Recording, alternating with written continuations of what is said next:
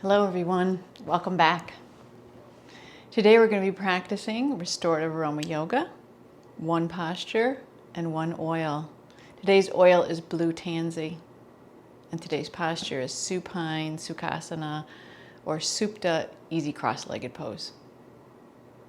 I love blue tansy. I keep this oil with me all the time. I've used it for bee stings, mosquito bites, sunburn, rashes, also sore joints that might be the cause, might be the result of sciatica or arthritis or other such inflammatory type conditions. This oil also has a beautiful scent and essence and energy of sweet flowing green.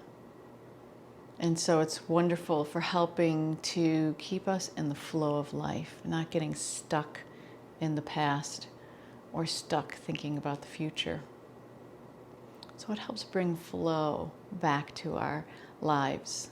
It can also help to minimize anger, stress, and worry. So what a beautiful oil to have with you.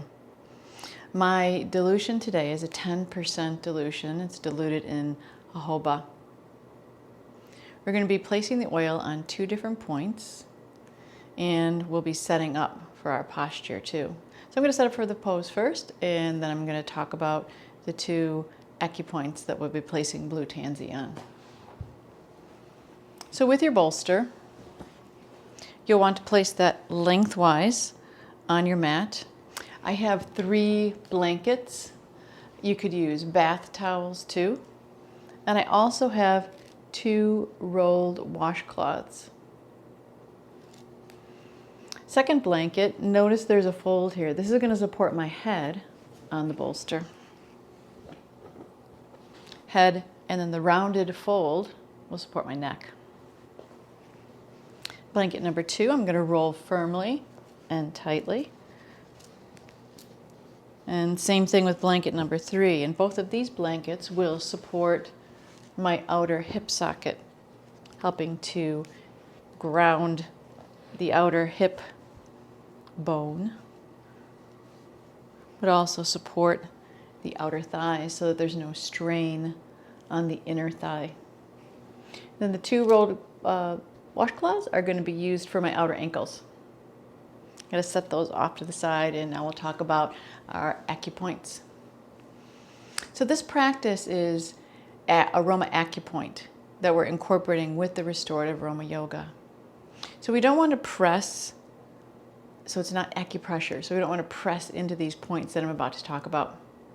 We'll be placing the oil on our fingers, placing them on the points, and holding the oil on that point, but not pressing. The first point is large intestine 20. It's on the sides of the nose, so around the sides of the nose, almost under where you would breathe in and breathe out, but a little bit off to the side. When you run your fingers there, you might feel a sinking in point. Notice if the finger is drawn into that point, and just run your fingers along there. So I'm going to start by taking 1 drop and sharing it between both fingers and finding that point, large intestine 20, and holding it on to that point. Just holding, not pressing. And you can hold on the Acupoint anywhere from 1 to 2 minutes. There's no right or wrong answer, but you do want the oil to be able to create a resonance with the meridian and the point. Then I'm going to take another drop and place it on a second point. The second point is called liver 3. And liver 3 is a source point on the foot. So I'm going to show here big toe, second toe. So in between the big toe, the first toe, and the second toe, in between the 2 metatarsals, you'll slide up, and again you'll feel a sinking in point. So you're not on either one of the metatarsals, you're in between up the foot. So now I'm going to apply to liver 3. Liver 3 is called the Great Pouring. Again, a source point that there's a source point for each one of the meridians. And the source point is thought to almost be like a tuning fork that reminds the organ or organs associated with that meridian, the meridian itself, what it's here to do. So when we use a source point, we're utilizing a very powerful point here. You can almost not go wrong when you use liver 3 to help with conditions related to the liver. So now that I've done my application, and I would hold again for a minute or two on each point. You might feel a pulsing or any sort of a shift, or you might not feel anything at all. But you do want to give yourself that chance because you're treating yourself here with this aroma point practice. So now into my posture. So I'm sitting about halfway down my mat. My bolster happens to slope down. So for me, I can sit all the way up against this bolster because it will then support the sacrum. If you have a high bolster or a high hard cushion, you might want to give yourself a hand's width between your tailbone and the bolster when you lay back. If you have that higher bolster, you'll want to feel the support right around the floating ribs. With the bolster that I have here, I'm going to be supporting my sacrum and the whole lumbar curve. My 2 washcloths are going to support my ankle. So I'm crossing my legs mid-shin, and I'm placing the rolled washcloth on the outer ankle bone.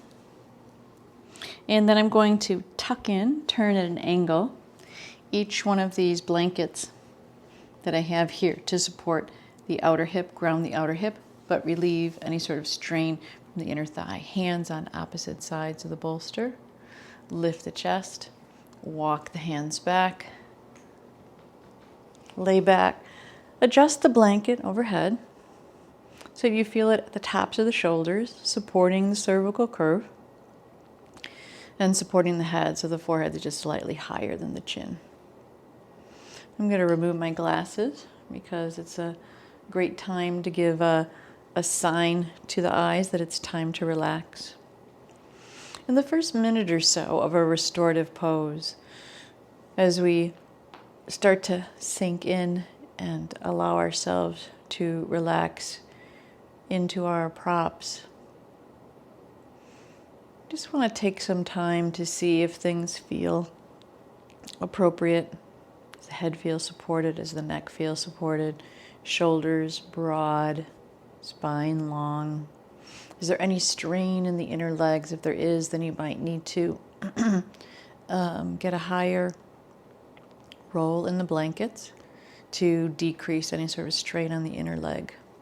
Notice if you feel a supported and grounding type action on the outer hip. And then with the rolled washcloths, a nice support for the outer ankle.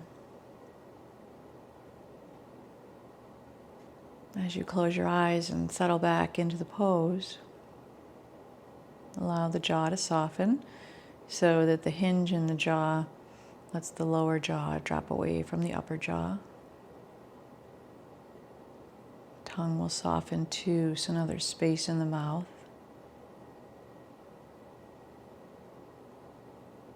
And find yourself consciously reaching for that next inhalation. And with that conscious action, lengthen the inhalation and lengthen the exhalation too.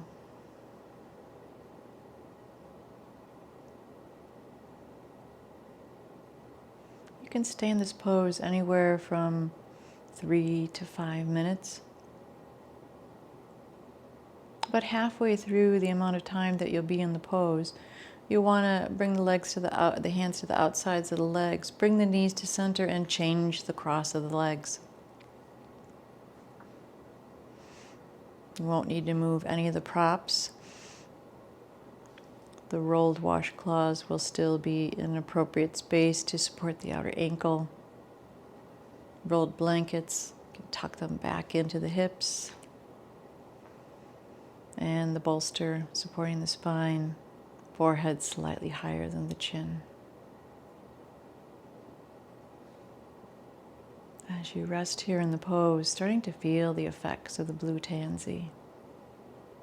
Maybe feeling that flow, maybe a decrease in any sort of subtle edges of worry or anxiety. Maybe even noticing that you didn't notice there was any sort of agitation there. But now feeling the pose and the essential oil helping you to relax into who you really are.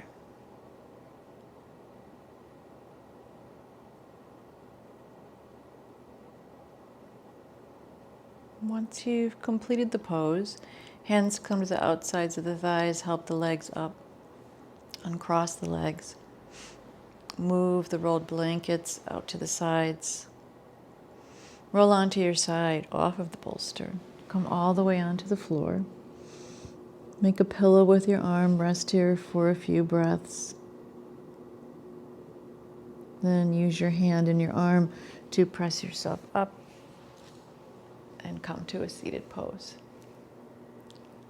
Thank you for joining me today and learning about Supta Swastikasana and also integrating blue tansy into our practice. Have a wonderful day. Namaste.